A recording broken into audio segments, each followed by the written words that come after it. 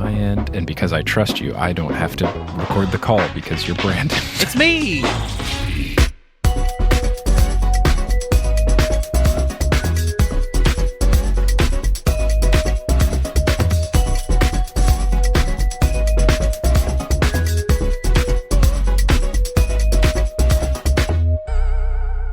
Welcome, fellow sleuths, to Meddling Adults, and specifically Meddling Mailbag, Season 3 of Meddling Adults. I'm here, as always, joined by our editor, Brandon Grugel, Hello. to go over some questions and talk about life and stuff. Brandon, how is it going? It's going well.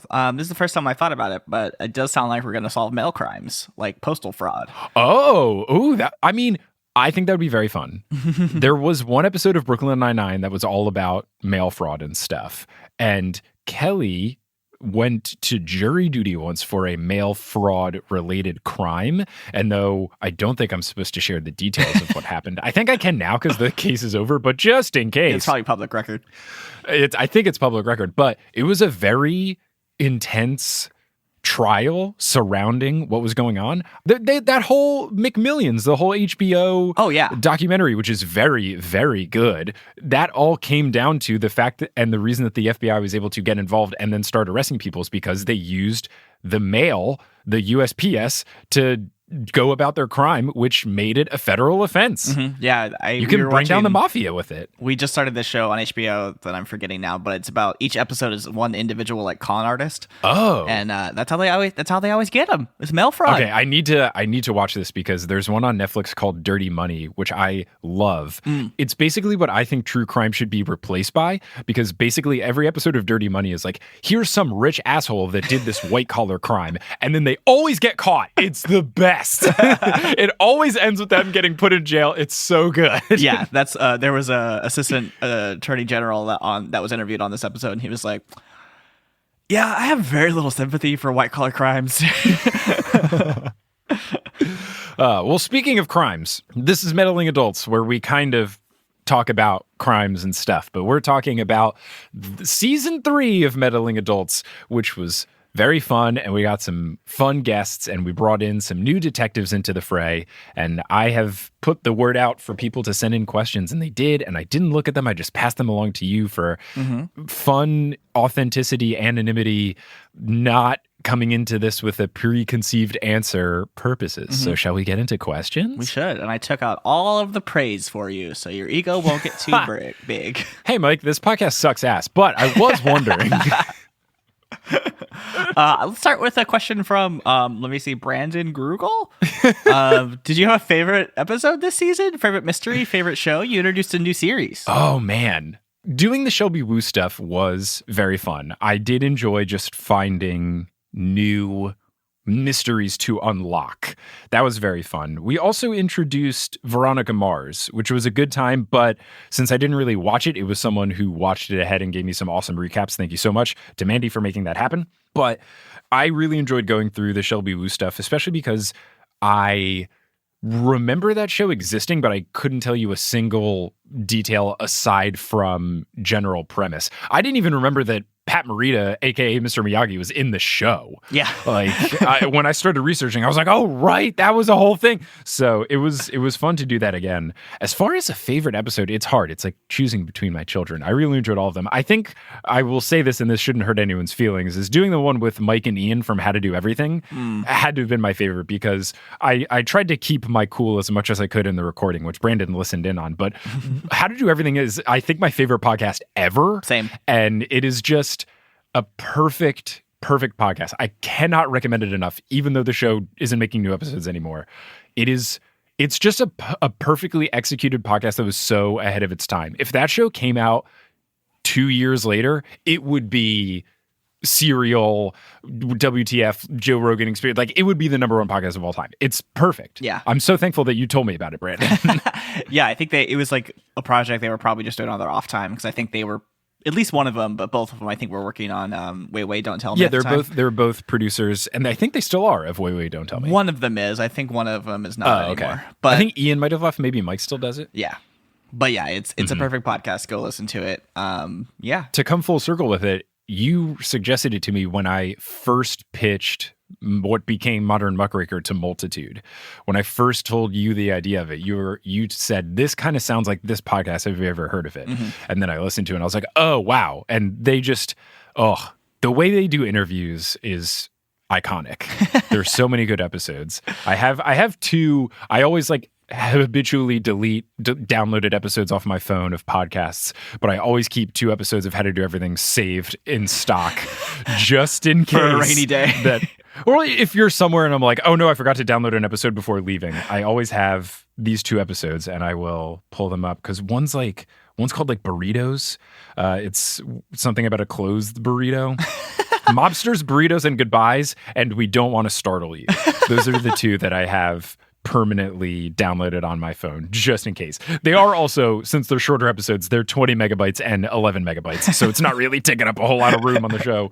Whereas some podcasts that I listen to are these, 2-hour-long sports things where the production team isn't smart enough to compress it at all, so it's a 300 megabyte file or whatever. Hi. And Mike and Ian were wonderful. They tell you not to meet your heroes, but they were both wonderful. And you should meet them if you can. But don't be worried about it. All right, you want to jump into questions? Yeah, let's jump into questions. Yes. But that would be my favorite episode this season, just from a very biased, I'm so glad now, after having a podcast with Potterless and Horse for so long, that are shows where it's like, people, I can't just have people on the show. I have to have people that know a thing on the show. It is so refreshing to have Meddling Adults where I can just be like, hey, person I like, want to be on the show. Like my parents were on it. So it is nice from a creative perspective to just try to shoot my shot towards getting people I really like on the show. And there is one particular guest that was supposed to be on season 3 and some stuff fell through the cracks, but hopefully they'll be on season 4 that I don't want to jinx. So I'll knock on wood here that they're going to be on, but hopefully season 4, a lot of people will be like, what? So that would be cool. I'm sure your parents will be very happy to hear on this episode that you like them. That was great. Well, they will not be listening because they still don't know how to work podcasting apps. Thankfully, they haven't figured out podcasting apps. They haven't figured out Patreon. They were able to figure out Kickstarter, which was good. That's good. That was nice. That helped a lot because they were very they were very generous with their support. My mom is very sweet. She texts me every now and again. It's like, how is everything going with your job? And she one time recently she asked me a follow-up question, and I was like, Mom, you still don't know what I do for a living, do you? She was like, no, I do not. What's fun is one of my mom's friends, I think from her tennis team in Texas, listens either her tennis team or her book club. She listens to Potterless whenever they road trip to visit their daughter, I think, who lives in Louisiana or something. So when they go on road trips, she will text my mom about Potterless stuff if I ever talked about her or the family or whatever. So my mom at least now is getting the Barb specific stories by proxy through her friend that listens to my podcast. That's wonderful. It's really good. It's really good. All right, let's dive into our first question. This one is from Amy. They say, hi, love your podcast. Do you have a favorite one to make? Oh. So not necessarily your favorite one, but what's the favorite one that is the best process to make? It is hard. It is like choosing between my children.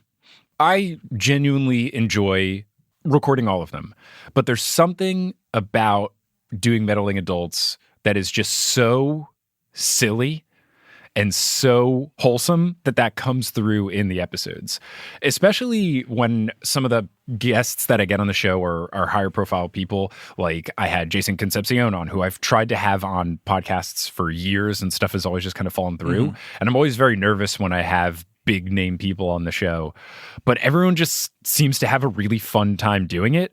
Like you can attest to this. At the end of the episode with Mike and Ian, they were very much like, the vibe was, oh, we'll do this tomorrow if you want. It seemed like they just had a very fun time. So I think the guests just have a really fun time doing Meddling Adults, and that seeps through into me just having a fun experience. Totally. So for the act of actually recording, I would say Meddling Adults. From a prep perspective, I would say Horse, because I have to do the least prep because I'm talking about something I know a lot about already, and I usually don't have to do very much research or whatever. Whereas Potterless, obviously I got to read or watch something, and Meddling Adults sometimes Sometimes it's great. I pick an Encyclopedia Brown book and there's 4 good mysteries in it and I'm done. And then other times I've read like 12 that are too easy or too hard. And I'm like, no, oh my God. It's 3 a.m. and I'm up reading Encyclopedia Brown books. I'm like, God damn it. Just give me one that works for the show. That's a good lesson for, I think, anyone who makes podcasts out there and who has guests on the show. Like, it's so stress-free to record this show because there's literally no prep for guests. And I won't name any names, but one of our colleagues guested on another show. And it's a topic that our colleague knows like backwards and forwards. But there was so many asks from the podcast when he was guesting on it. It took him like literally like days to prep for the show. And it's not worth it. Like, don't do that to your guests.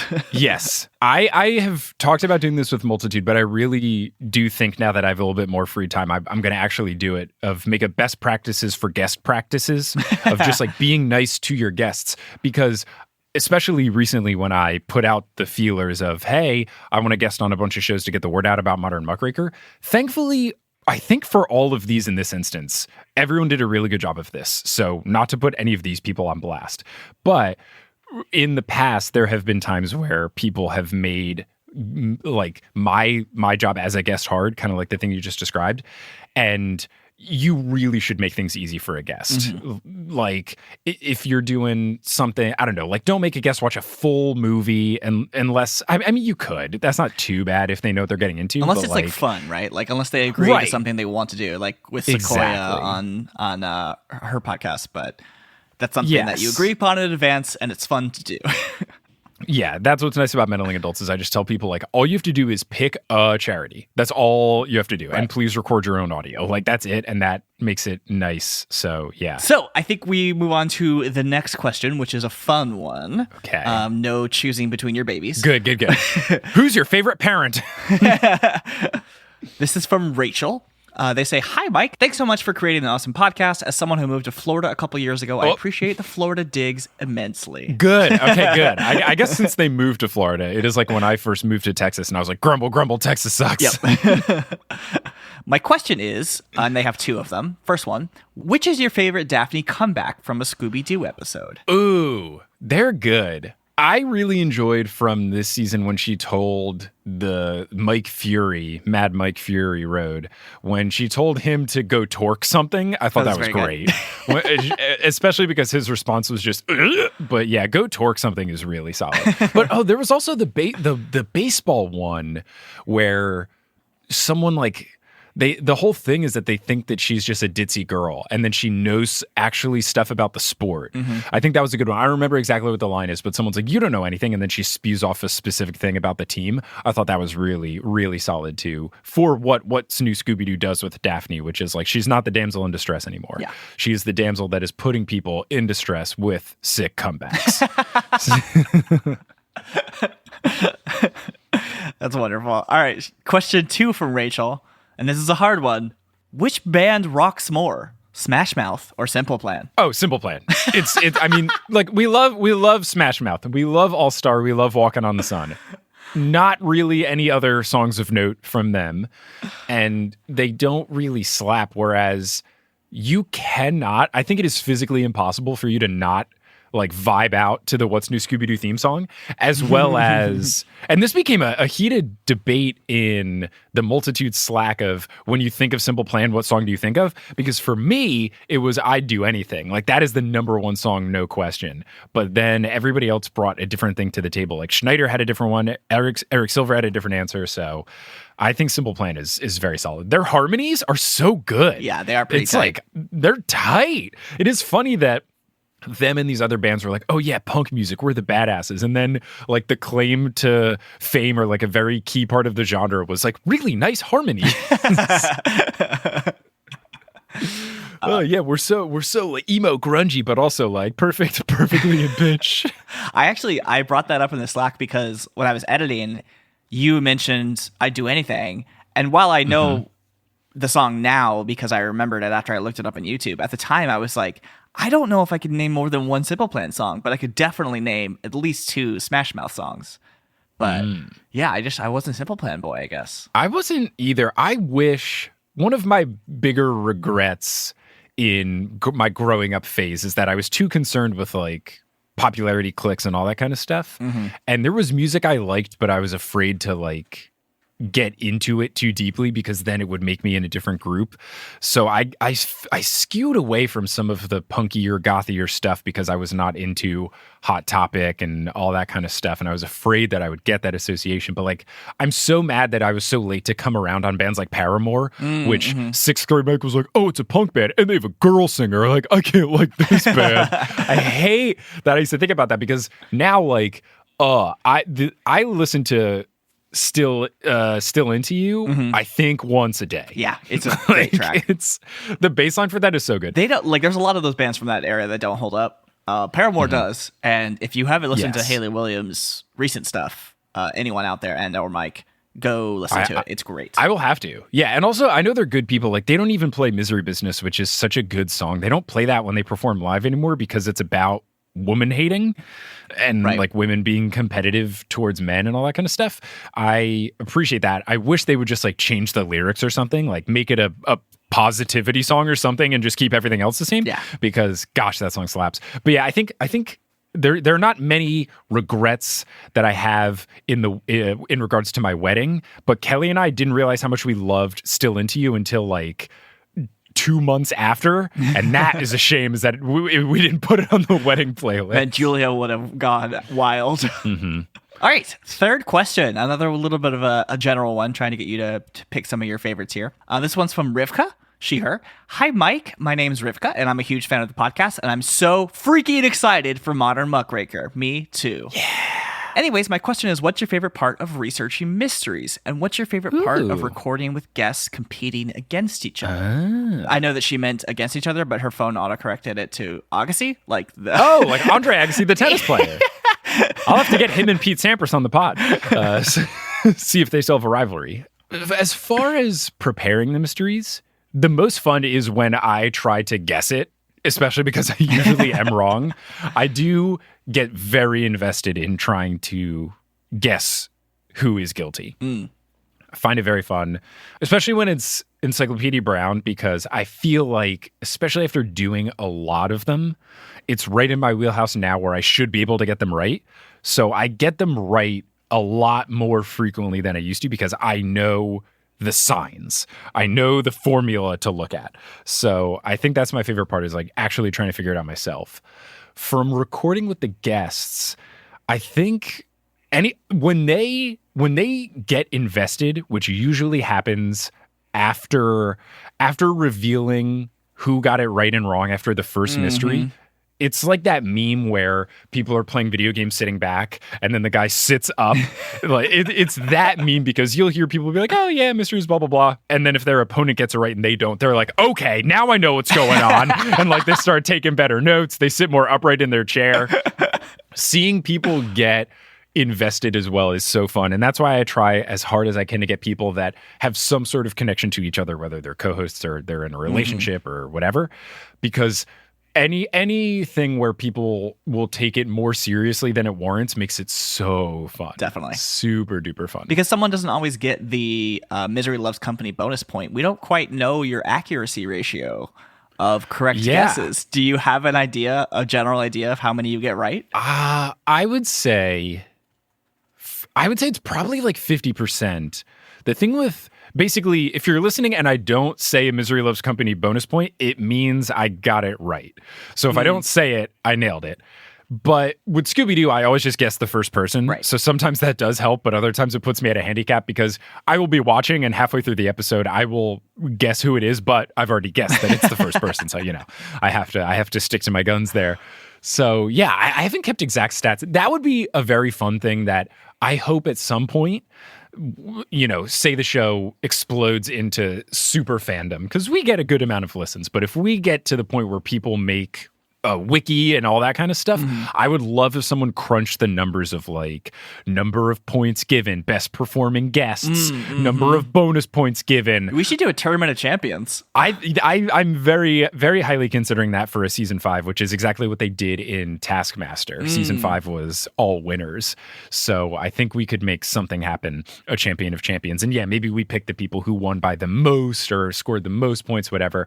I think this show lends itself to someone doing a statistical deep dive. It could just show up on a subreddit where someone's like, I listen to everything and I tallied all the numbers. So one day, maybe one of those things will pop up, and I think it would be very fun. And one day, I will do host duties for you as a gift, and you will be able to participate. That would be very fun. I have thought of that, but I didn't want to put that impetus on anyone. Yeah. So the fact that you've offered, I will gladly take you up on that. That could be a very fun episode. Like me versus Kelly with you as a host, I think could be truly phenomenal. Yep. I bet Kelly is so freaking good at these mysteries. I mean, yeah, she was in that Paul Bay episode, season 1, episode 4. Her notes. She took multiple pages, pages plural. I think it was 4 total pages of notes. She took it so seriously. I love it. All right, let's move on to our final question from Nathan. Hey, Mike, hope you're doing well. It's Nathan, one of the moderators on the Facebook group. So my question was, what do you think the pros and cons are to recording in your house versus recording in the studio? Thanks so much, and continue to be a meddling adult. Ooh, okay. Easy pro of the studio. It sounds better, and there's no sirens, and there's no car horns, and there's no ambulances and fire trucks and construction. The noise, all aspects of noise are better at the studio.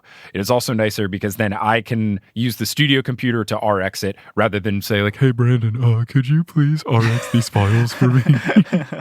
And that means to clean up the audio after we record it. And it's an easy process, but it does just involve a lot of time because it takes like sometimes 20 minutes for a file to run through, and the software is expensive. And I do not have a license on my personal computer, but we do on the studio, and Brandon has it. So Brandon is very generous and RXs it sometimes. That's a big pro. I would say the biggest pro of recording at home is that the commute is a lot shorter from my bedroom. Like walking from the kitchen to the bedroom is a lot quicker than hopping on a ferry and going to the studio. Still a lot of traffic though, weirdly. Yeah. There's this one lady in my house that she walks so slow and takes up so much room.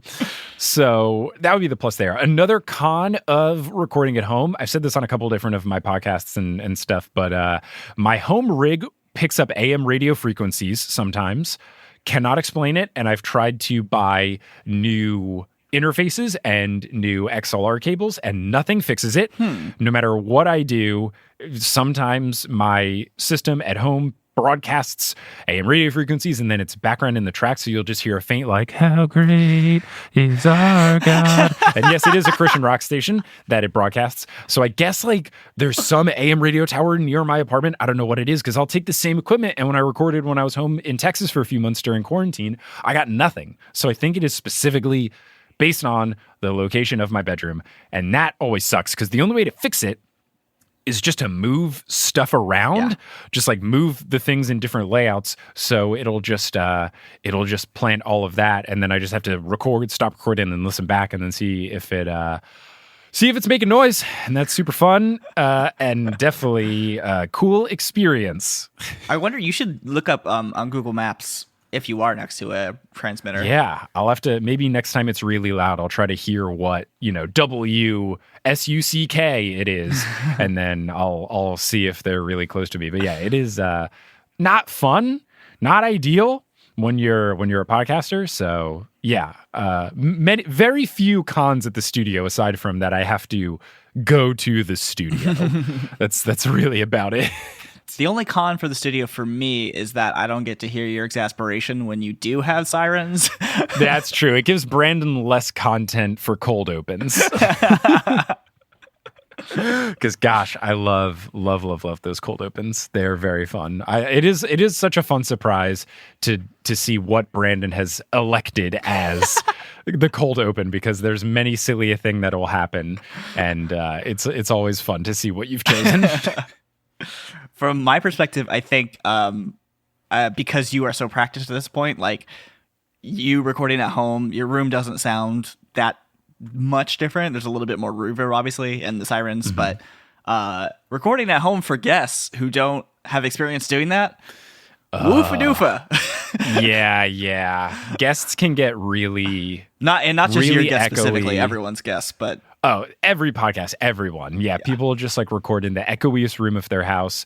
I really enjoy, this has happened a couple of times on Meddling Adults where people record in their apartment from home and their significant other, roommate, person that they live with is just like doing stuff also in that room and just making noise. There was, I think, this was an episode of Potterless, but when we had the some of the Star Kid folks on, a significant other just started like making dinner and you could just hear dishes clanging around and stuff like that. So sometimes that is frustrating. But yeah, like from an editing perspective, I can imagine like anytime you have echo and stuff like that, it just makes it harder to be more pinpoint with an echo, because if someone has no echo, you can cut immediately after they start making a noise. Whereas if they're in an echoey room or something, you have to let more sound go. Otherwise it makes the cut more obvious. Right. So that can be very frustrating. Yep. But yeah, the key, as Brandon has taught me, is just if you have a lot of stuff in your room, that helps. You don't necessarily need to spend a bunch of money on foam and soundproofing material and all that. You just need things in your room. And that's basically what we've got in my bedroom at home. I just talk facing the bed.